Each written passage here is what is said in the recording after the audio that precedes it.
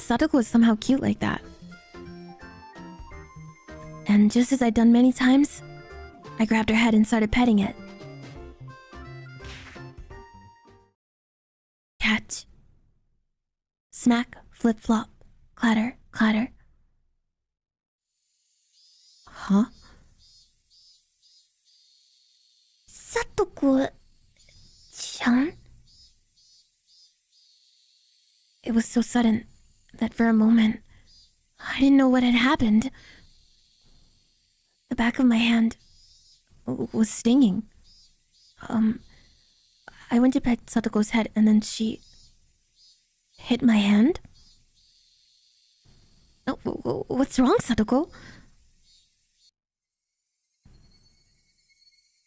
Satoko was scratching at her head as though a pimple or something had appeared on it and it become itchy.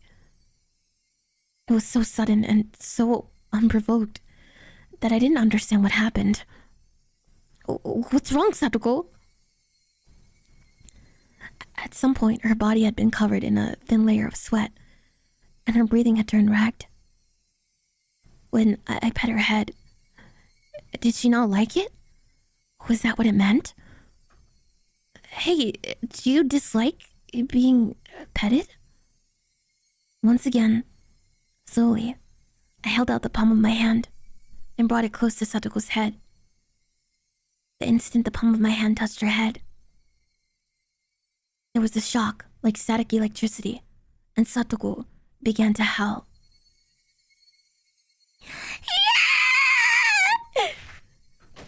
Thud, slam.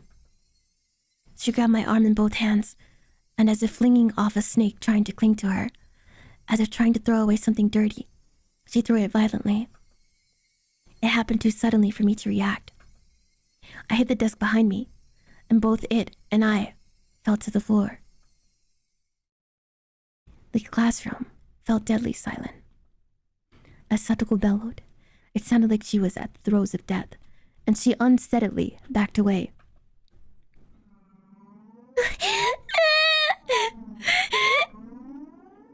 Then she threw up the food she'd just eaten. She vomited it all back up. Splish, splat. The sound of Satoko's vomit hitting the floor rang through the classroom. Are you okay, Satoko? You seem sick.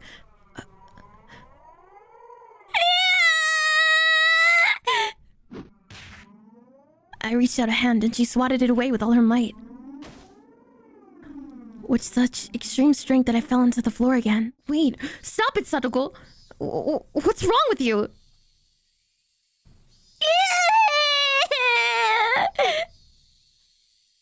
She screamed out as if Mion's word has caused her physical pain.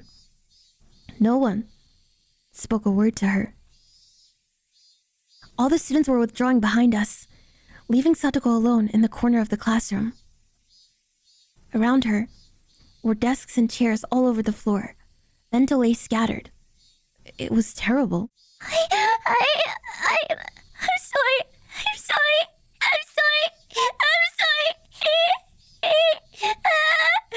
Satoko hugged her shoulders, and back she went. Bang! She ran into the locker with cleaning supplies in it. Even that made her give a little yelp. The impact caused the bucket atop the locker to fall, making a loud sound, and that scared Satoko most of all. She almost jumped out of her skin, grabbing a bunch of the curtain in her hands. Nobody spoke to her. They could only look, not even remembering to blink.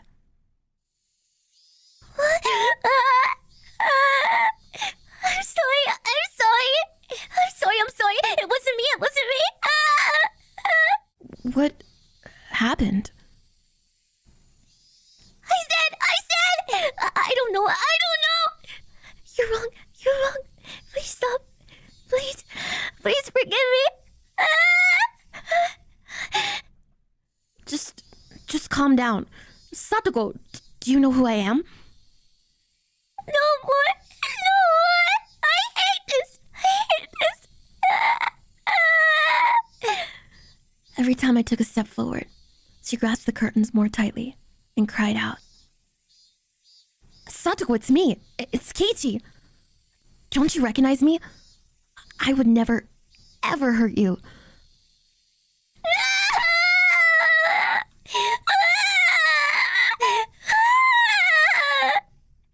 Come on, calm down. It's alright. I'm your friend.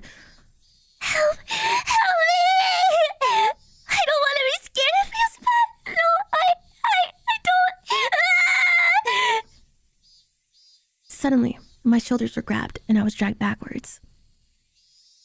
It was Rena. Sorry, Keiichi-kun. You get a little farther back. After pulling me back, she ran towards Satoko in my place. It's okay, Satoko-chan. There's nothing to be scared of. Please, don't worry. No more of that.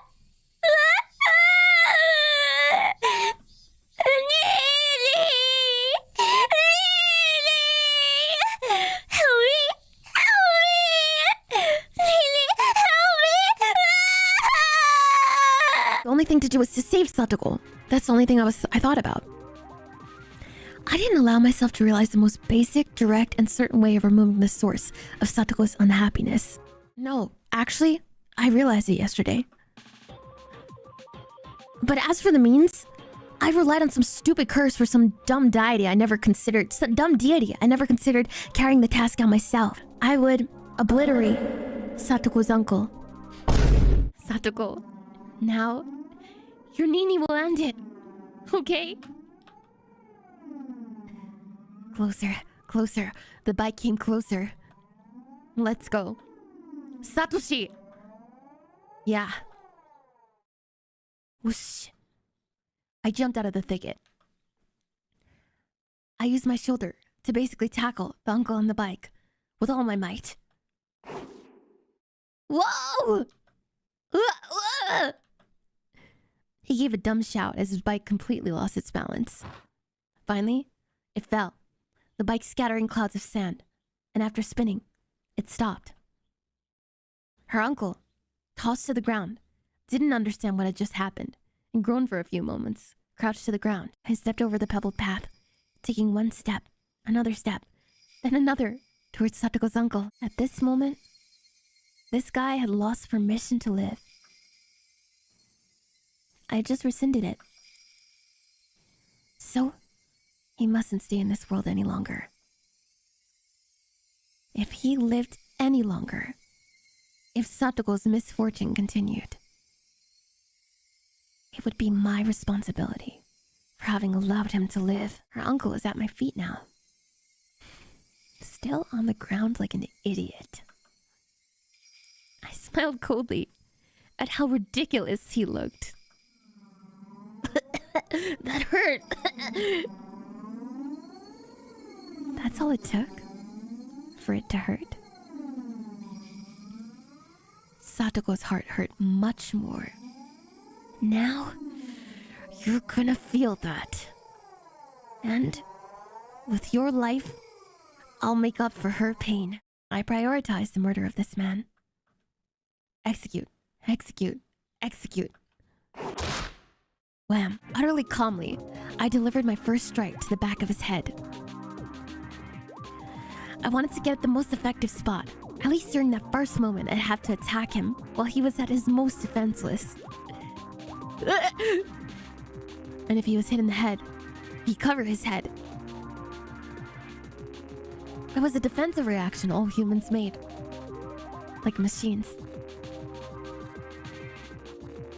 He used both hands to cover his head, so he couldn't pick himself up the heap that he was on the ground.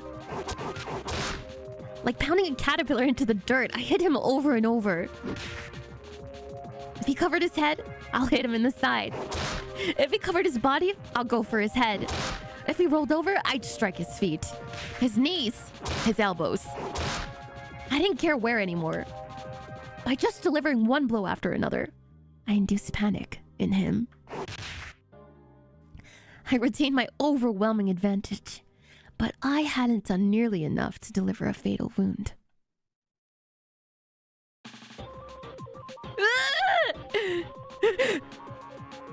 Her uncle skillfully pulled himself up off the ground and started to run like a fleeing rabbit.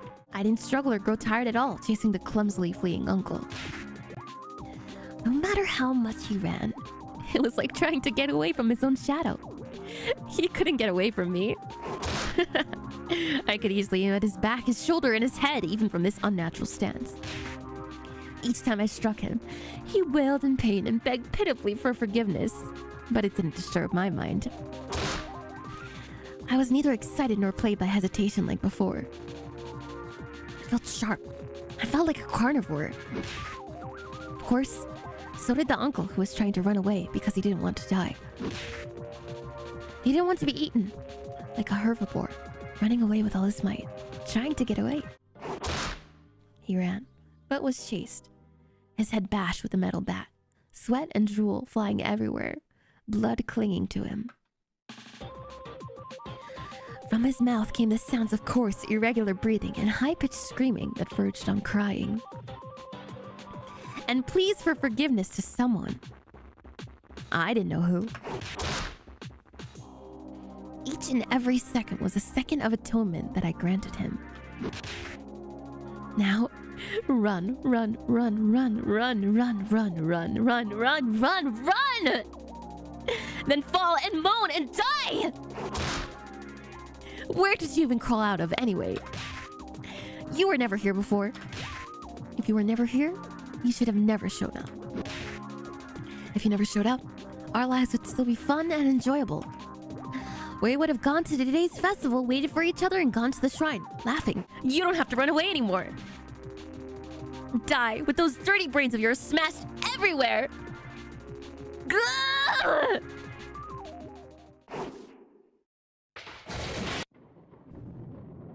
Lightning and thunder struck like an explosion. It was so loud, it shook the ground, and I smelled gunpowder. The response I got this time was clearly different from the one before. The metal bat crunched into the crown of his head. It was like the top of his head has caved in. The bat felt like it was biting him. It had been the final, killing attack that visited him. When I didn't overlook the opening he left at his knees, gave out under him. I remained alert for a few moments. Then thud, thud. He planted both knees in the ground, and then fell forwards, burying his head into the ground.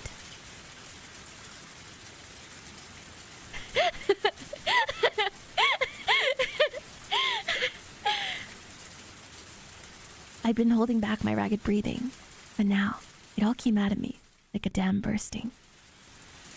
My head was dizzy and light, and unable to maintain my balance. I leaned against a nearby tree. The uncle didn't try and guard his head any longer. That was enough. It was definite now. I had absolutely killed him.